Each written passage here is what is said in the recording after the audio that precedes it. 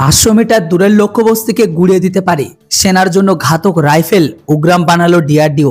হ্যাঁ বন্ধুরা, ডিআরডিও সূত্রের খবর অনুসারে যে রাইফেলটি বানানো হয়েছে সেটি সেনা, আধা সামরিক বাহিনী এমনকি রাজ্য পুলিশের হাতে তুলে দেওয়া হবে। এটি 7.62 × 51 মিলিমিটার ক্যালিবারের রাইফেল। সেনার জন্য ঘাতক অ্যাসল্ট রাইফেল বানিয়ে তৈরি করলো এবার ডিআরডিও, অর্থাৎ defence research and development organisation.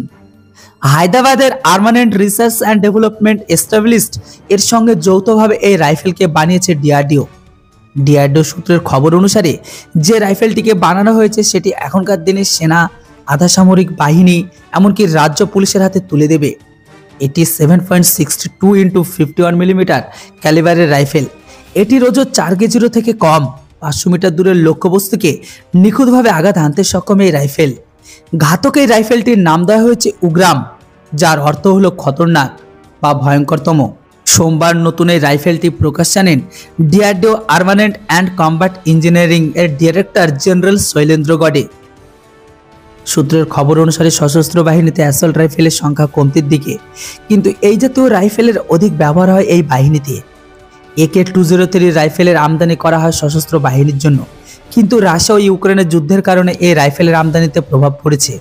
তাছাড়া আত্মনির্ভর পথে যখন পা বাড়িয়ে দিয়েছে ভারত, তখন দেশীয় প্রযুক্তিতে এই ঘাতক রাইফেল সেই পথে সাফল্যের আরও একটি নতুন দিক খুলে দিল বলে মনে করছে অনেকেই। এই রাইফেলটিকে তৈরি করতে দিনরাত এক করে পরিশ্রম করেছেন এআরডিওর আধিকারিক থেকে সদস্যরা। তবে এখানে সবথেকে এই রাইফেলের বড় ব্যাপার এটাই এখন যে এআরডিওর অধিকর্তা রাজু জানিয়েছে যে মাত্র 100 দিনের মধ্যে এই রাইফেলটিকে তৈরি করা হয়েছে। তার কথা, এটি এত কম সময়ের মধ্যে তৈরি করা সম্ভব হয়েছে কারণ এই রাইফেলটির নকশা আগে থেকে প্রস্তুত করে রাখা হয়েছিল, তাই মাত্র এটিকে 100 দিনের মধ্যে কমপ্লিট করা হয়েছে। দেখার বাকি এটাই সেনার হাতে এই রাইফেলটি কবে ওঠে। বন্ধুরা, ডিআরডিওর এত বড় সাফল্যের জন্য কমেন্ট বক্সে একটি জয় হিন্দ অবশ্যই লিখুন। Thanks for watching. জয় হিন্দ, বন্দে মাতরম।